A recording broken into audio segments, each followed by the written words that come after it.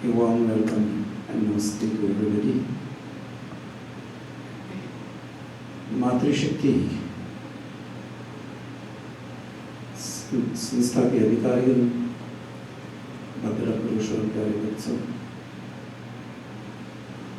if we have to reduce the address, Sambodhan, so in two words that would be Atmiya Bandhu, friends or sisters and brothers in souls.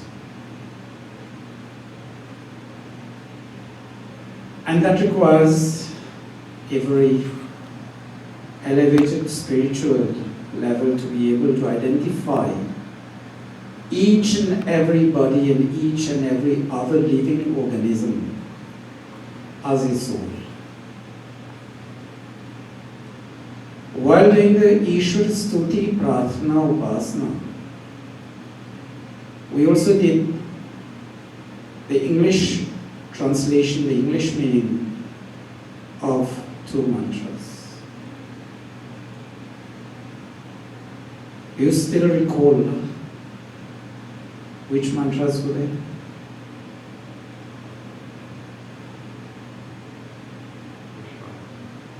Ya Atmada Balada, and the second one was Yah Pranato Nimishato.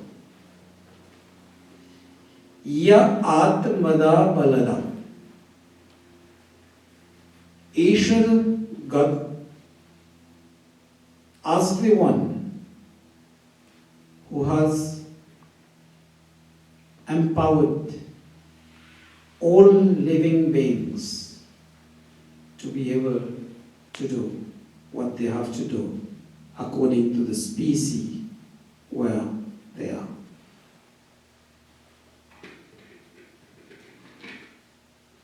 Yah pranato nimishato. Again, God the Almighty, who is the driving force behind our breath and all the other movements of our body. Nimishato, the movements of the eyes. Nimesh, Unmesh, आंखों की पलकों का झलकना, खोलना और बंद करना.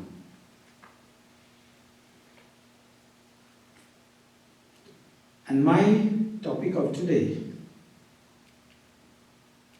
gone in the same direction, critical and creative thinking in the Veda, or in Vedic philosophy. One question always comes to the mind of almost everybody, and that is, why should we pray to God? Why should we come to the mandir? Why prayers are prescribed, as we say in solo, to be performed when you are alone. And some prayers also recommended to be done in congregations.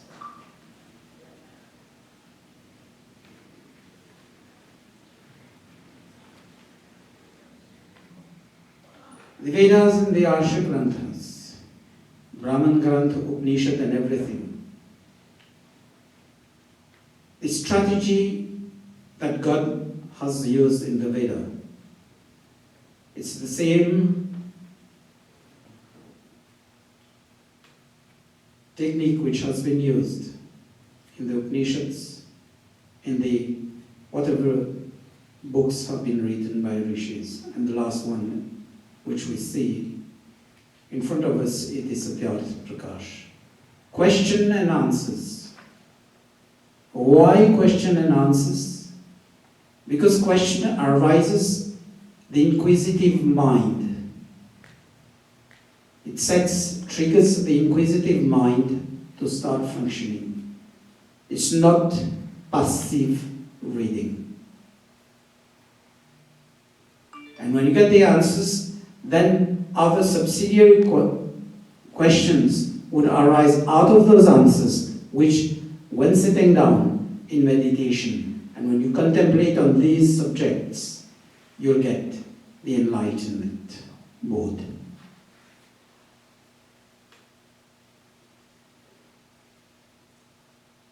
Where do this system of question and answers lead us to? It leads us to recognize the standards of proof. The first one being to realize truth, just look at God and His attributes. Look at what knowledge He has given into the Vedas.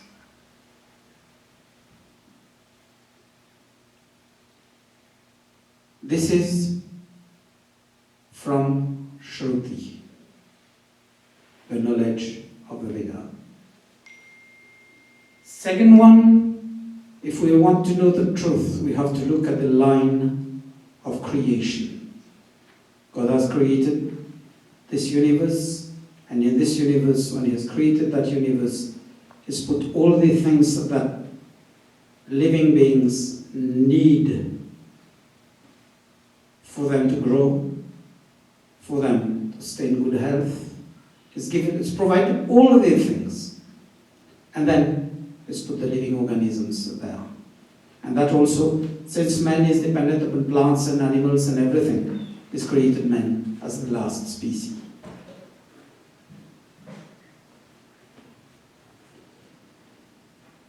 The third one would be Vatan. What has been expounded from the Vedas by rishis, by sages, by learned persons.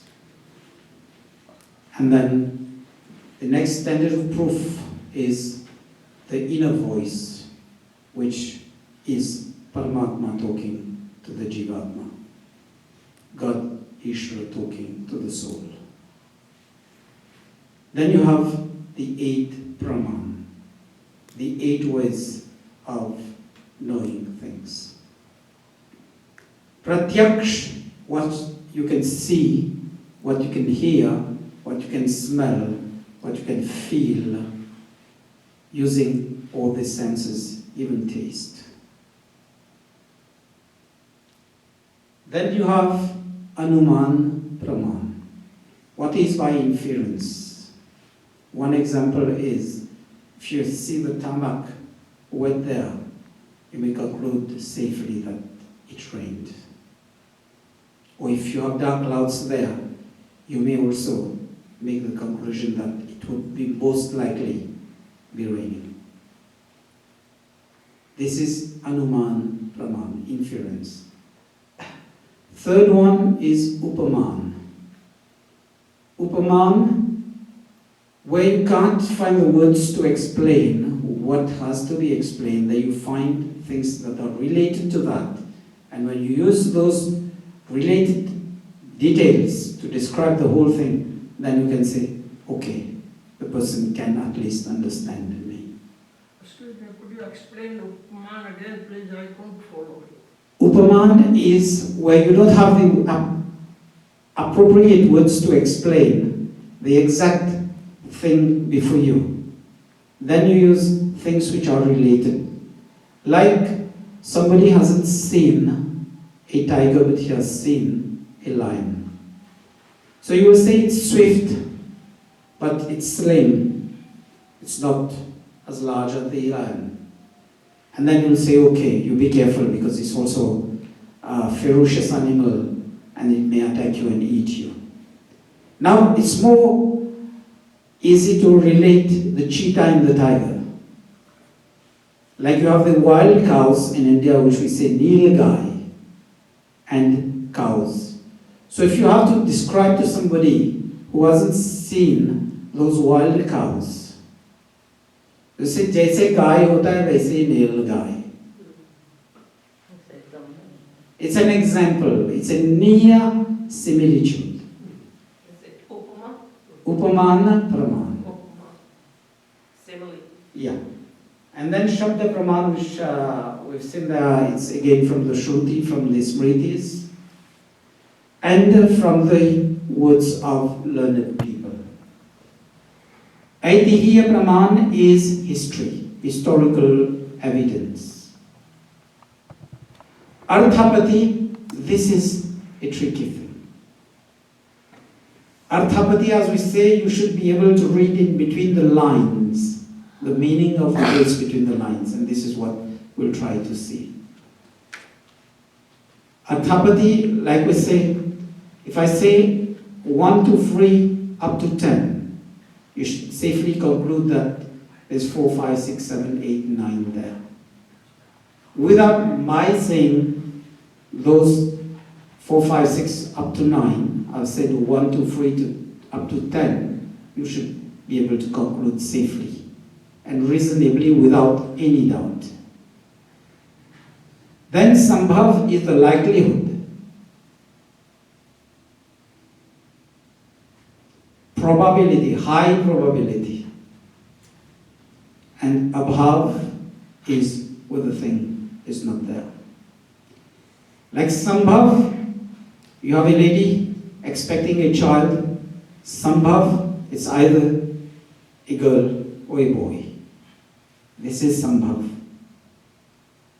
But then, Abhav, the thing doesn't exist, or possibility of it to exist is nil, 0.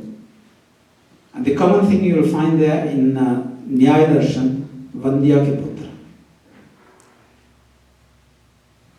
Unfortunately, it's going a reference against the ladies, but without any discrimination or without any prejudice there. Like we say, Akash ke phool, flowers in the sky. Okay, you can draw that using software and using computers. But that thing really doesn't exist.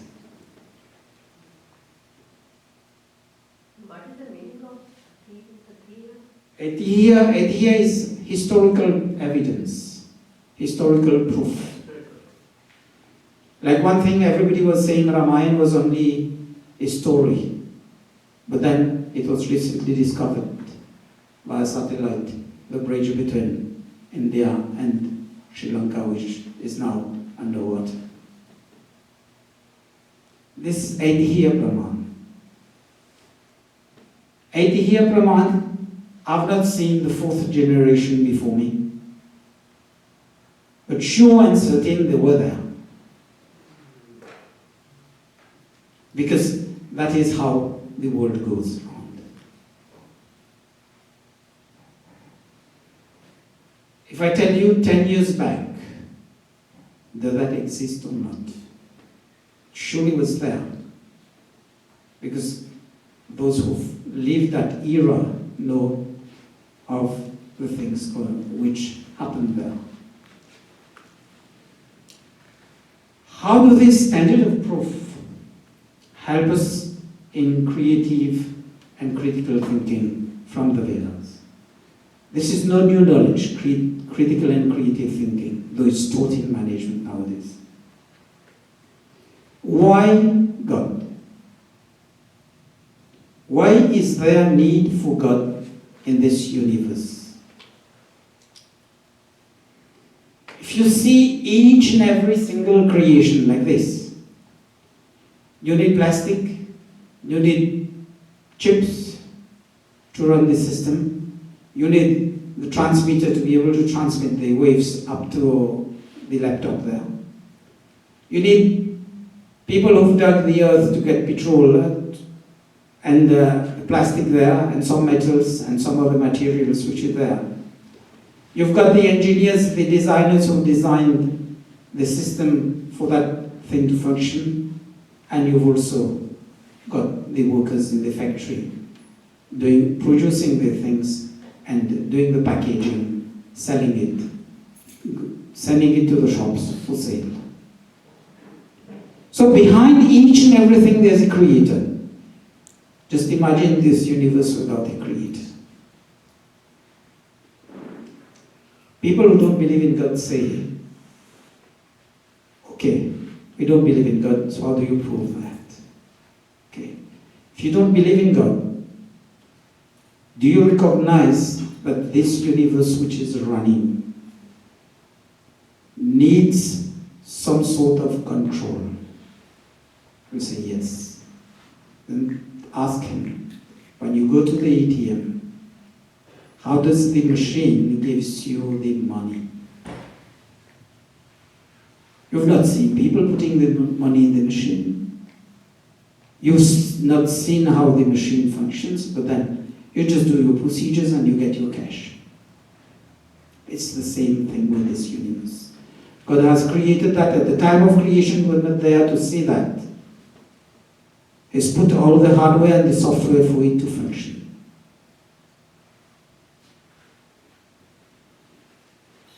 And this is where we get things. The raw materials are sattva, rajtam, prakriti.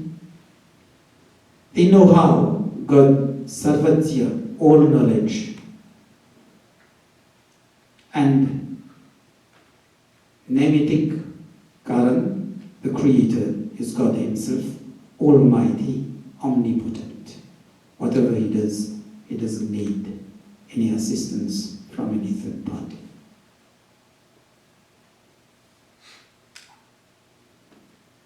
Why God, when we see God, the function of God is generator, creator of the universe, operator of the universe, dissolver of the universe, giver of the knowledge of Vedas to human beings, and fifth one, karma phala, giving the fruits of the actions to each and every living organism. He maintains all the records and in due time gives the rewards or the penalties for that. This is why this universe cannot function without God. Just imagine, you go to the courts to seek justice in an issue and there's no judge there. What happens to you? It's the same thing in this universe. Nyayakari Ishwar nahi rahega, then who will give the fruits of these actions to those organisms?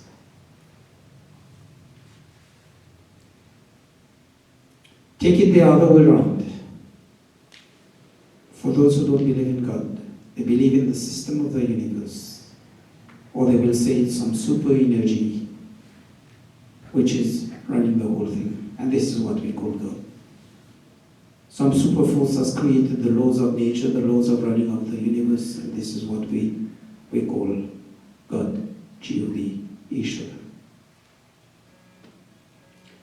After that, the next question would be, why spirituality in life? We say those who don't believe in God, they are eating, merrymaking, living their life. So what's the purpose of being spiritual in life?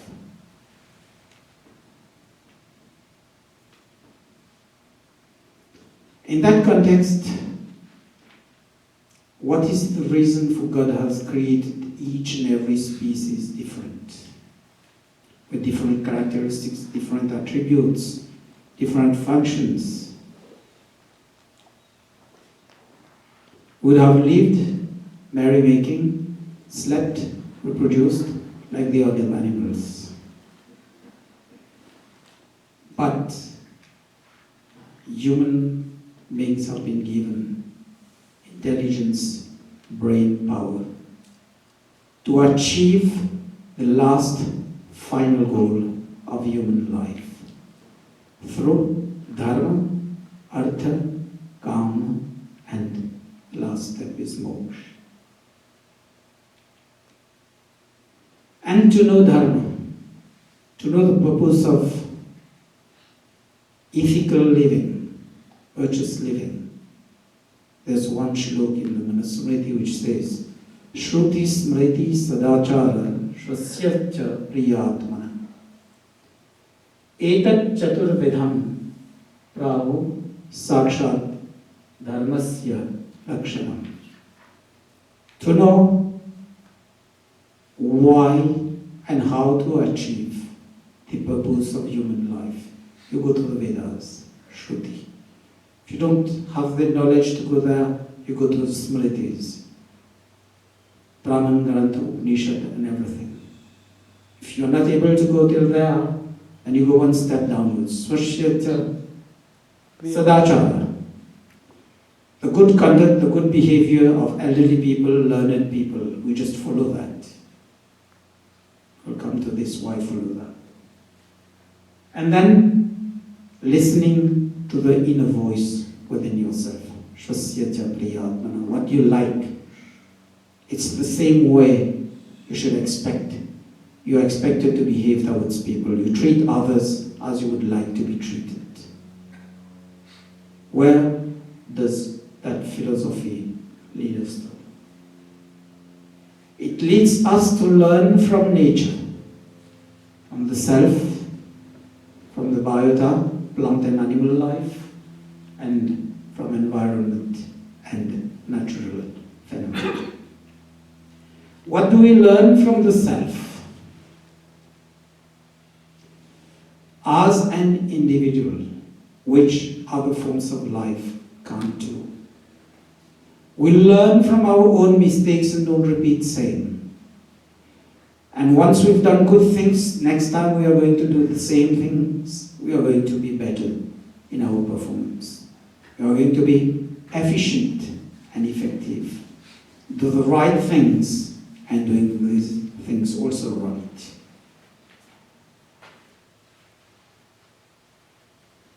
Why is that needed in life? These are the stages of progress which we see across the whole world. In every field, take a child going to school, the parents are just pushing.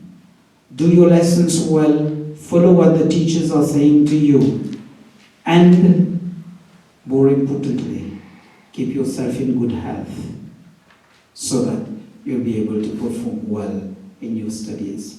Somebody is going to work. People give him the best wishes. So if we would have been like animals, like other forms of life, there would have been no need to give the good wishes and to wish well. We would have been to schools because other forms of life don't go to schools.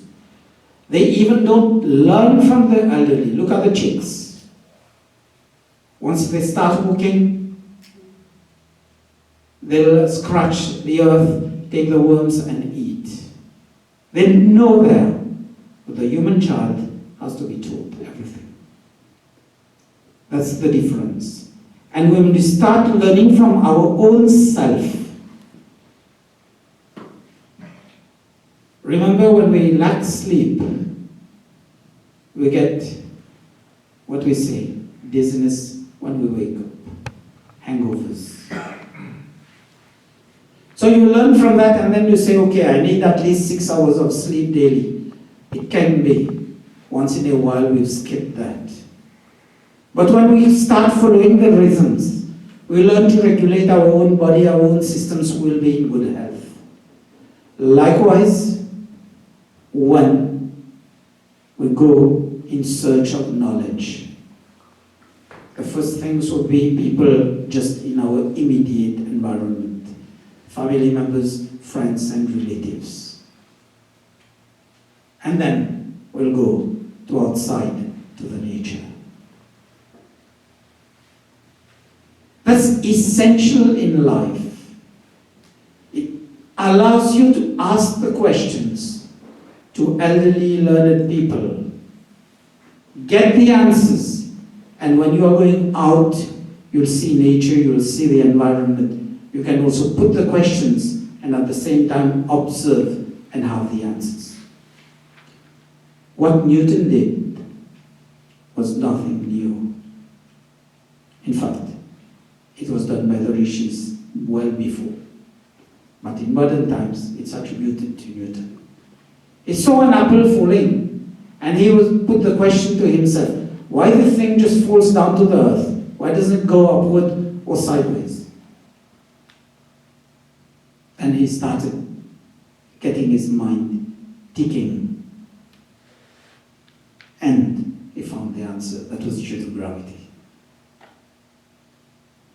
It's like Archimedes, those who've done mathematics. It's from the displacement of water. He was in a bathtub. And he just put himself the question, why the water overflows or the volume increases? The Vedas tell you the same thing. You have to observe each and everything around you and learn from that.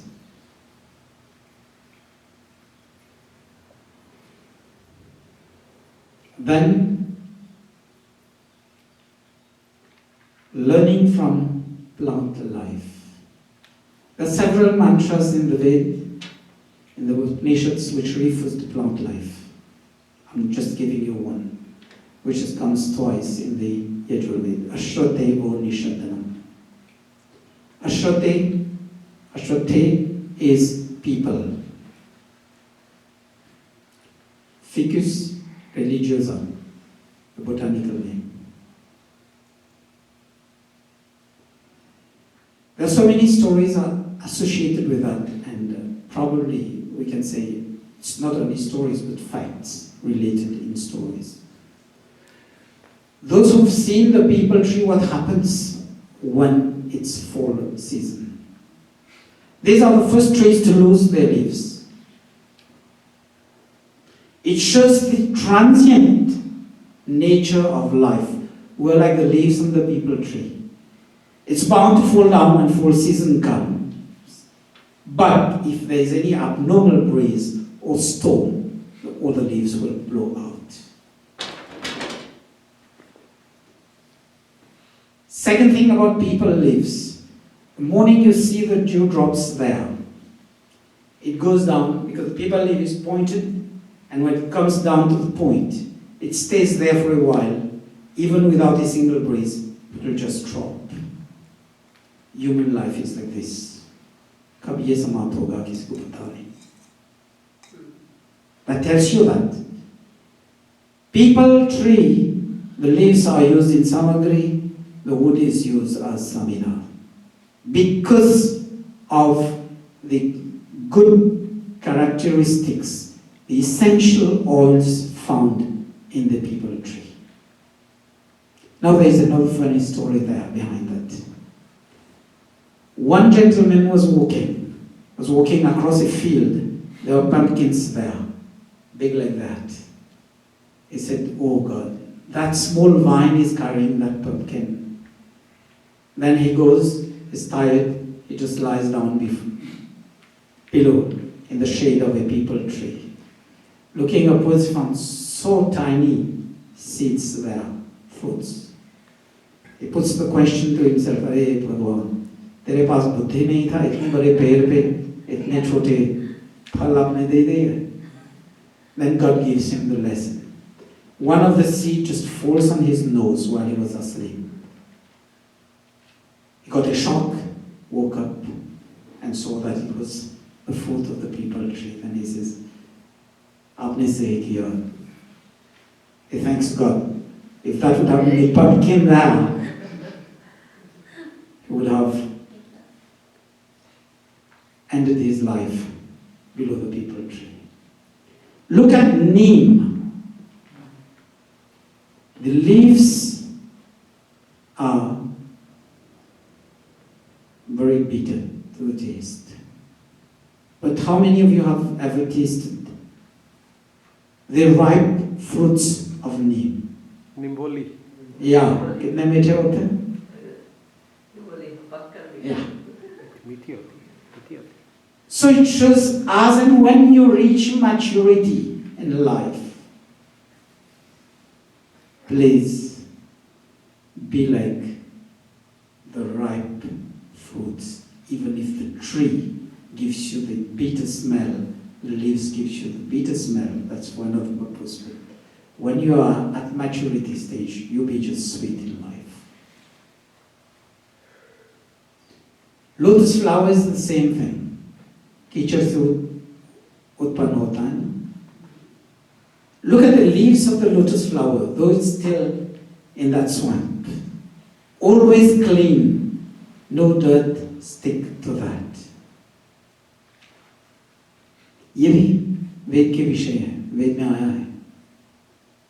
What it it tells you, even if you are in an inappropriate environment, just don't let the goodness out of you go down the drains. Keep your status, keep the goodness in you, whatever be the environment where you are. और कमल के कभी कभी बड़े बड़े पत्ते होते हैं ना, and those, you sit there when the leaves are just at the surface of the water. Rain falls, you'll find the drops there as pearls. So it shows you that you should always shine like those pearls, drops. This is what we can learn from the environment, provided one thing, we set our minds to work, to observe and learn from the environment. The next thing we'll go to animal life. Ulu kayatum, shushulu kayatum. I think you should have heard of this mantra from Acharya Bramdeo Ji. It's one of his favorites. It was one of his favorites during his lifetime. It gives all the animals there, they are predators. They prey on other forms of life. The law of the mightiest. But what does that teach us? If human beings are going to live like that, it's worse than the jungle. So what should you do? Learn from the good things. These animals are not all bad. They have certain things. They have certain principles in life. They don't eat what has not been prescribed for them to eat. Abne Gitko, you found the eagle or other vultures eating grass. No. The human body has been made to eat vegetarian food, but nevertheless, often it trespasses the boundaries, the frontiers. Ullu, the owl, goes out only in the night. That's his life. The other birds are there during the day. So they have their routine and they don't go out of their routine. Do we respect that in the human life? यहाँ तो खाने का समय नहीं है, पीने का समय नहीं है, सोने का समय नहीं, कुछ भी करने का कुछ भी समय हम ले लेते हैं. And then when the health goes down, then we say, पता नहीं हमने क्या किया. What have we done to get those things? Now look at this word. Shwayatama, the dog. You'll find so many qualities there.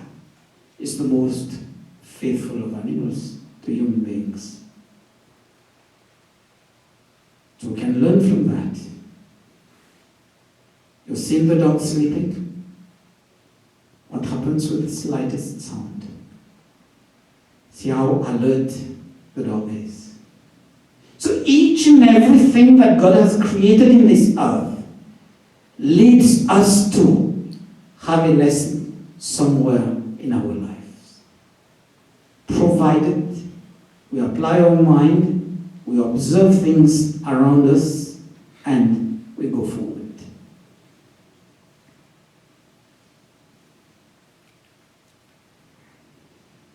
Likewise, when we are observing like that, we'll find the importance of these 5 elements of nature.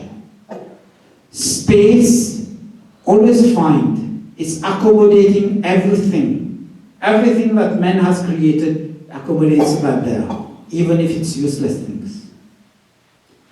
Kura karkat bhi phekna hai to space will give space for that. Are we having this nature? At least to say, if we can't do anything for somebody, we listen to him.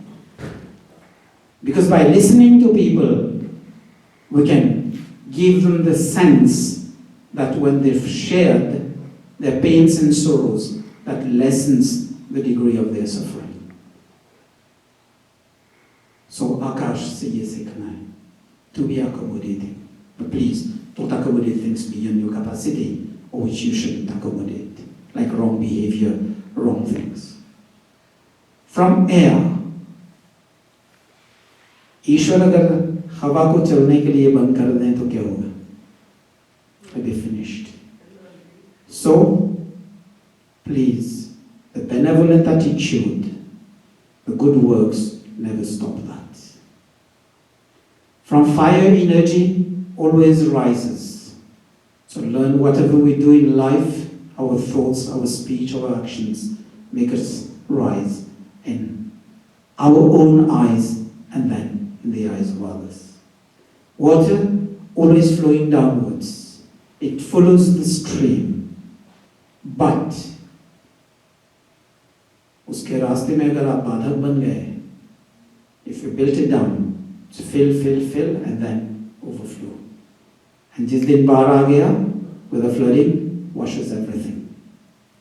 So keep your good characteristics. In spite of whatever hurdles you have, you'll blow away all those hurdles, like the flood which blows out the dam. And then the earth. Just compassionate. Whatever you do to the earth doesn't reply directly to you. Okay, you're going to plant, you'll not get the crops that you've done because you've wrongly treated the earth. But then it shows you compassion. So please